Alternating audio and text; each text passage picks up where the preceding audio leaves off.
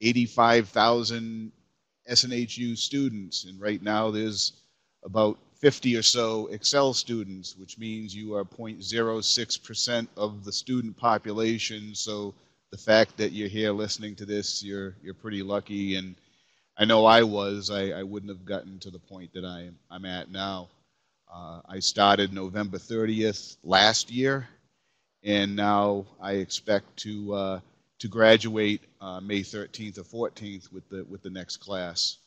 I had not quite completed my associates, but SNHU did take almost all of my credits, and with the Accel course, I was really able to get ahead between that and testing out of a few courses with DSST and CLEP tests. I've gotten to my goal of being able to walk in Manchester in another 5 months. So if anyone has any questions, and I'm just curious, if you just want to type in there, if any of you, if this is your first semester, how many semesters have you had in Accel? I was in the course for 3 semesters, and in those 3 semesters, I finished 11 courses, and the only reason I didn't finish 12 in the 3 semesters because I ran out of courses to take. First semester in Accel, first term with Accel, second Accel term. Well, I will say one thing, if at all possible, if you have the opportunity to put your head down and get it done, go for the 3rd or the 4th course, because there is a definite benefit. Time is money, especially at my age, but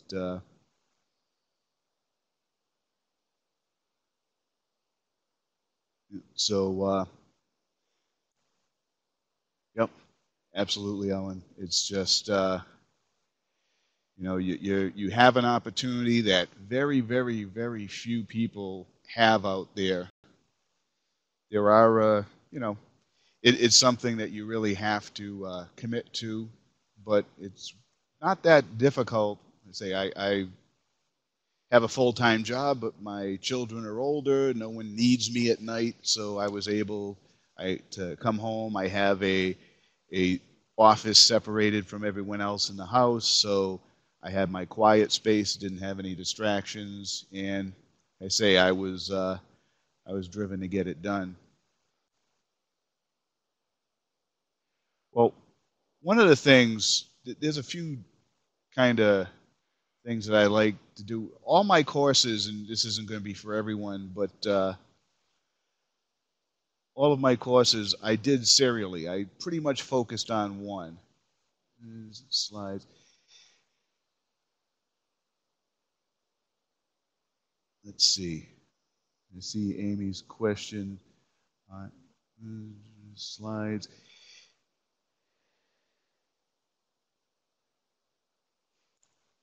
That, like I say, I don't have it in front of me.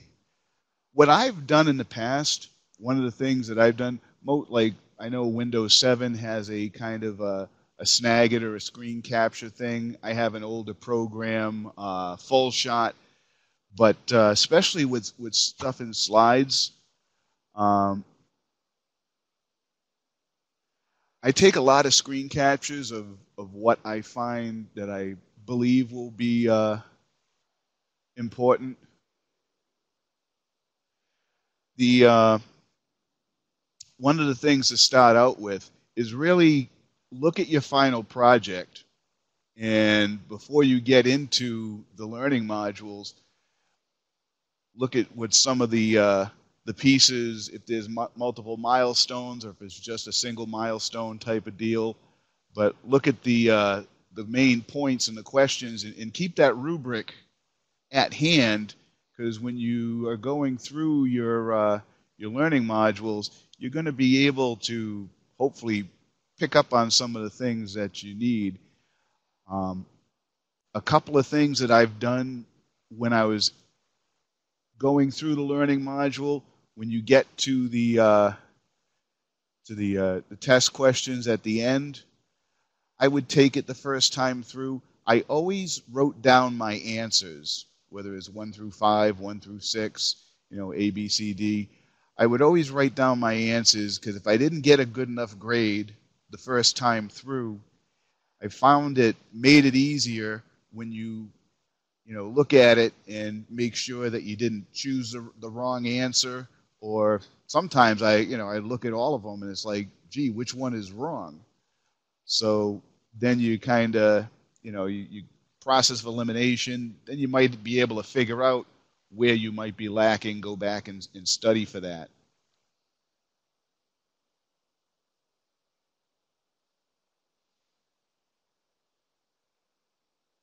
One of the things, too, is um, don't be afraid to contact your instructors. I have, through the whole Accel program, I opened up a dialogue early and often with every one of my instructors to make sure that I understood what they were looking for. Um, and if I had any questions, or if I'm working on part of one, the final project, and I'm not 100% sure, I would send them, a partial draft and say, this is the direction I'm going in. Is this right? You don't want to get to the end of it and, you do have two chances. And whenever I did have to redo something, all the teachers give great feedback. But I would say, the earlier you get involved with the teachers, the better. It can take a lot of the stress off of it. I think one of the traps you can fall into is well, you don't have anything you have to get done, right? In the regular semesters, you have to have your discussion in by Thursday. You have to have your responses in by Sunday. So there's always some level of accountability, and you need to stay focused and create that accountability for yourself. That's, I think, one of the most difficult things. And I say one of the things is to put in, when you do your outline and you say, yeah, I want to do this many modules in the first week and the second week, and work on my final project in this week. Set up something aggressive, relatively aggressive, and go after it.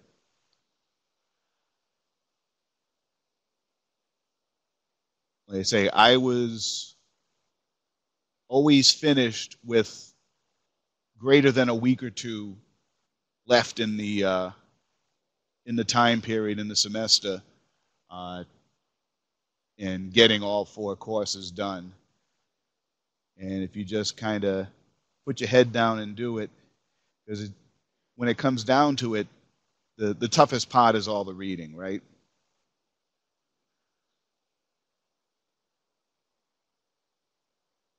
Well, sometimes, yeah. When you take your initial test and they kind of opt you out of certain things, yeah, I did run in once in a while where I didn't. It's like, geez, I know that. There was also times when I had to do sections, and it's like, how the heck could I have to do this section? Because how could I have missed the questions that made me have to do this section? Because it was stuff that I really, really knew. But I will have to say that in general, the very first semester that I took Accel was the most difficult because all of the material was strictly like a PDF file, and there was no searching ability whatsoever. So you really had to know where stuff was. I think the upside is when you go into the modules, there's usually some reasonably descriptive titles to the different sections that can kind of say, okay, this looks like where I need to look for this. But I did run into that at times where it's like, I just don't know what that is. But, you get a keyword or two and you search on a phrase. I would kind of go after and just get the bits that I know, because I think we'll all agree that you probably don't need to read every word, but it's just you don't know which words to skip. So when they do skip you out and you run into those sort of things, Amy, what I've done is just try and find that one little bit.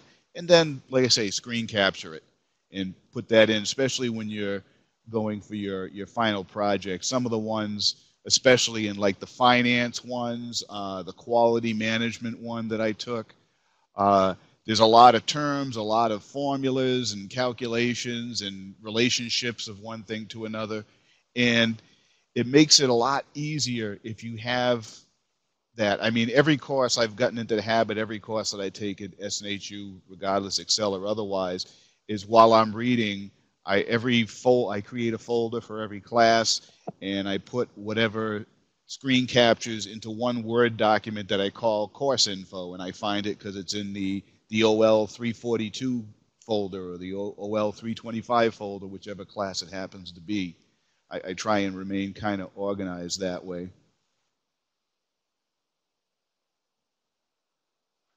But it is, like I say, it can be a challenge because, you know, the testing and opting out of a lot of stuff is good, but there's always seems to be, like you said, Amy, that one little thing that you don't quite get. But I say being able to do a keyword search is good. You know, instead of going back to try and read everything, I would say wait till you find something and do a search. So yeah, I hope that helps you, Amy. But I say it's a, you know, it's a scaled down thing. You're down to really one you know, one submission in general for most of them.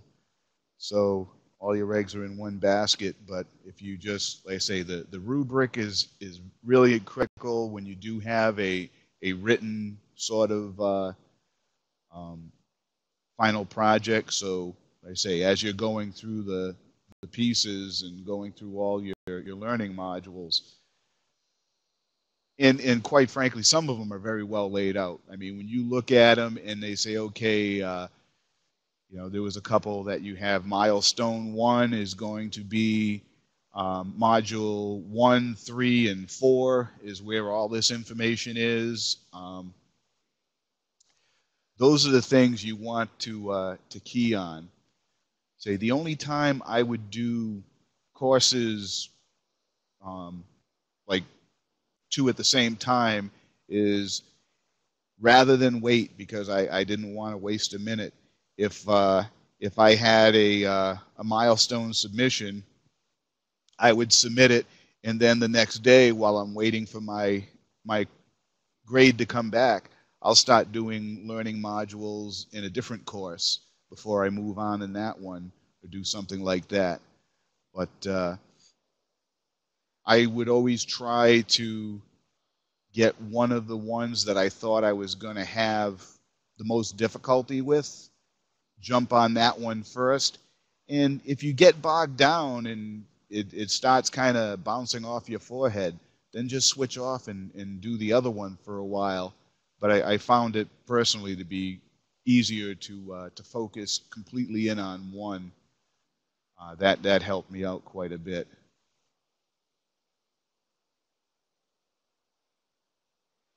Well, I would, you know, working with my advisor, you know, she would give me the list, and I would try and find some degree a balance of different things, and other times I'd group them. Let's say I did like micro and macro in the same one. I did one after the other.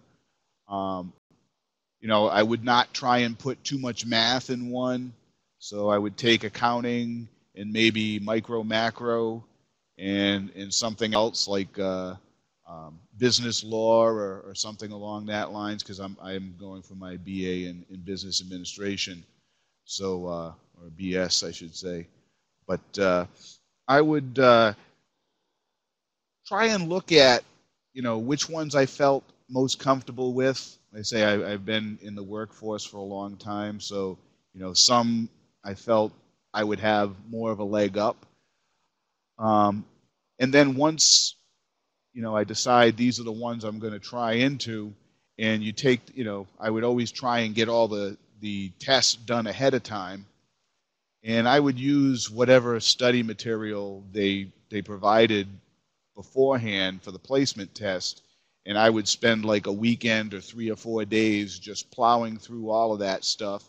And it was usually pretty much, it was covered a good portion of what you needed to know to help you test out of a bunch and get some of the concepts kind of in your head even before you start the course. So I think taking all the information they give you up front before you take a placement test, and then kind of filing some of that away definitely helped.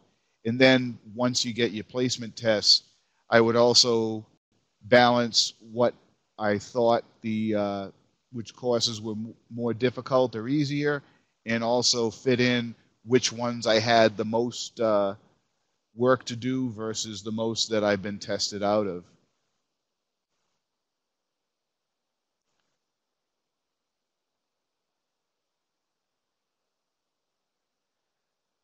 I would typically, to your question, Nicole, on whether I would work on the final during the path or until I was done, I would more often, I typically did it all at the end. Again, I would kind of have my idea of, keep an eye on the rubric, know what things were important, and again, pull out my screenshots as I went along on what I thought were some of the things that were going to be most important. But in general, I did things very, very serially. I would, module one, go through all the sections that I needed, take the test, and module two, three, four, five, six, and work through. I mean, other than there was a couple, I can't remember which ones off the top of my head. There were a couple that had some milestones in there. Um, but other than that, I would just roll through. But again, the I can't stress enough when you're looking at the course overview and it says, okay, this section of your final, these three units go here, and this unit is there, and they kind of jump around. And like I say, when you're in those, you want to look at what the questions are and kind of pick out what you want to do. So it's almost like you have to have an eye on the book and an eye on the rubric at the same time.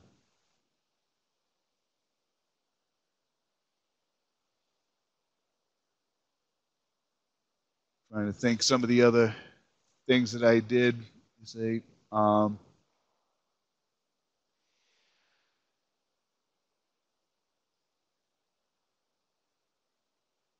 there are plenty of great resources. I think one of the things that I struggled with the most and still find myself going there all the time is Purdue OWL. So any of you who are not great with APA format and so forth, I've yet to get dinged too badly on any of my citations. Um, but it's I'm always, always, always in the Purdue OWL website because I'm good at writing, but boy, I quite frankly, I don't know about the rest of you, but I hate having to do citations because half the time I spend more time trying to find a good source to be able to cite for something I already know than it takes me to just write what I know. It's like, okay, I know this is the answer, but I know I can't just say it's the answer, so now I have to go and find something at a legitimate website or in the database, in the peer review database that I can actually use. So that's one of the things. But I have to say, every course, even with the even like I would start out ahead of the game, and even before um, the initial discussion, just because the only discussion you do is the introduction discussion there. But I would typically email the instructor too directly, and I really suggest that always buys. I feel it buys a lot of credibility when you reach out to your instructor early and often. They understand that you're engaged and uh, you know you want to succeed. And I mean, quite frankly, I really do believe they like it. I know I've had phone conversations with several of them. These are definitely have made the difference in the courses where I've struggled. Um, great, yeah, Dr. Rowe. You know, I know I've never had a teacher or instructor or professor that I've reached out to that was, you know, nothing but extremely happy and helpful. I've had recently an instructor that I was working with. I called her on a Saturday afternoon. She picked up her phone. We talked for about a half hour, you know, and only 10 minutes of it was to do with really what I was looking for to answer the question for the project I was working on. She just wanted to understand what I was doing, what my goals were. So yeah, I if there's one thing that I would suggest, it would be, Ellen, to just reach out and talk to them. They say you're working on something, you have a draft, you have the first couple of paragraphs, like my English comp that I took on Accel. And that one, I'm a good writer, but I had stress on that because now I'm just being strictly graded on writing, right? So when you're writing a paper for a technical course, you know, the English language is not the main thing that they're looking for is the content. But when your content uh, is only about what, you know, your grammar and so forth, that was tough, or at least I thought it would be. But again, I sent a draft to my teacher, and she's like, "Yeah, this is good. Maybe do this. Maybe you know, do that." But yeah, Amy, I've always had uh, the same response. Everyone is more than happy. There's not an instructor out there that wants to see you struggle or fail, and I think it's probably more frustrating for them to know someone is falling behind and they're not even looking for help.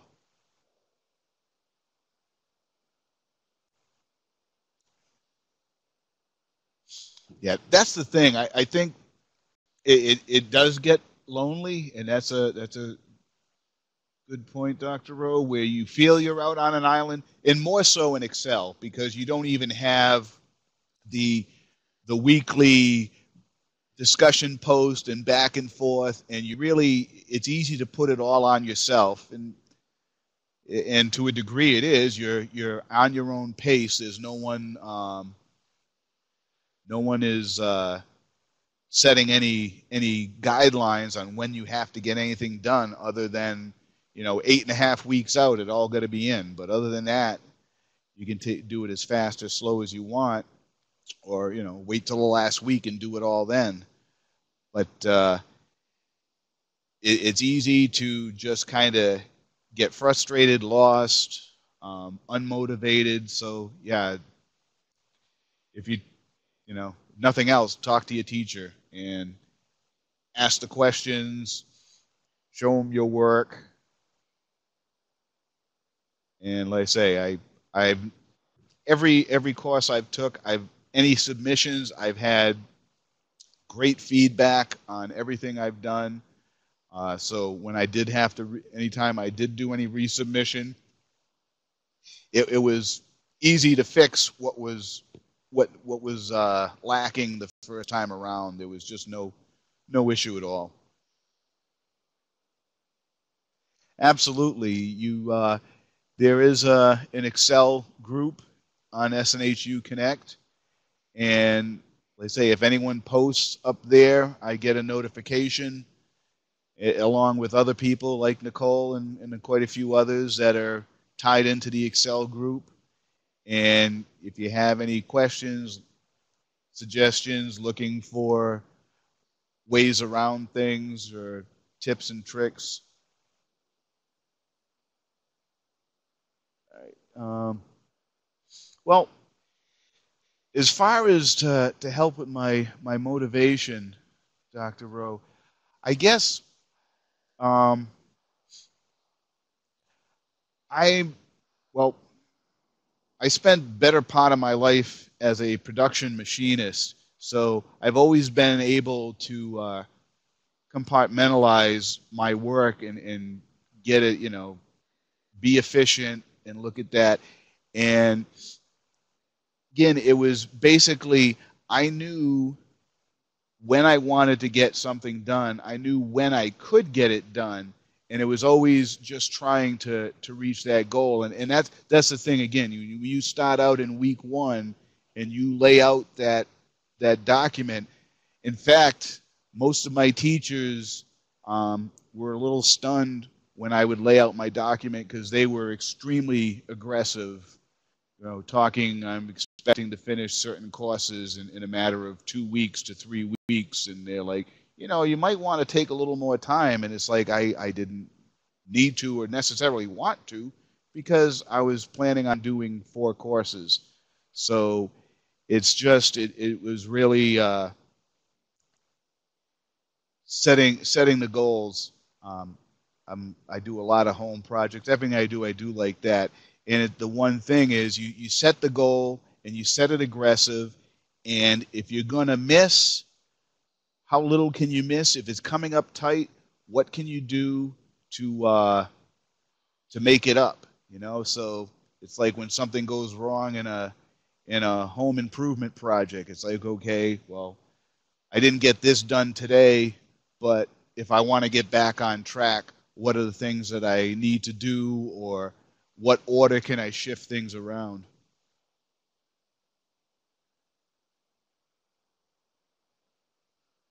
Absolutely. And again, you know, as Nicole said, let your teacher know what your goal is, and I'm sure they'd be happy to cheer you on and help you check in on you and make sure you're staying on track.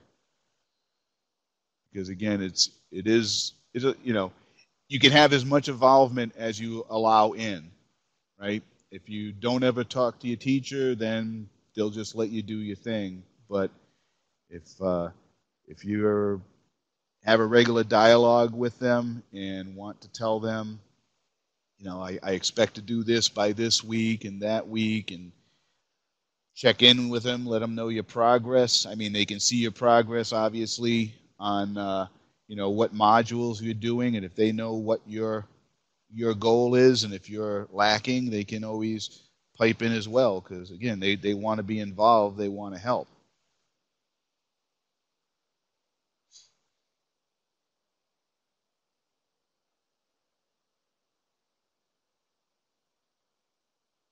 So let's see, we've gone over quite a bit here. Say it. I can't stress enough though that you are in such a small group of people with such a great opportunity that not trying to push for that extra course or so, if you can squeeze it in there. And I mean, the financial, I mean, I was really happy. I mean, I saved so all the money that I saved by taking all these extra courses in Excel, I was able to basically, that's how I funded a vacation for my wife and I and a trip for my daughter and I to see some hockey out of town. So, there is an advantage um, to a financial advantage as well. And for some people, that's enough. but like I say, there was the two pieces to it, and it was that, and then like I say, time is money, and if you can get out one semester earlier than someone else, that's another 8 weeks, 9 weeks that you have of job hunting that you are ahead of your competition, and you just never know. You'll never know what you missed, obviously, if you don't finish early. But it's one of those things you usually look back and say, "Gee, if I didn't start at this time, all of these things wouldn't happen." So you'll know what your benefit was down the road when you get to sit down and look back and say, "Gee, if I didn't get out of this in this semester rather than that semester, this would have never fell into place." So those are some of the things that hopefully will kind of drive you along to achieve the little bit extra and just get ahead of your schedule.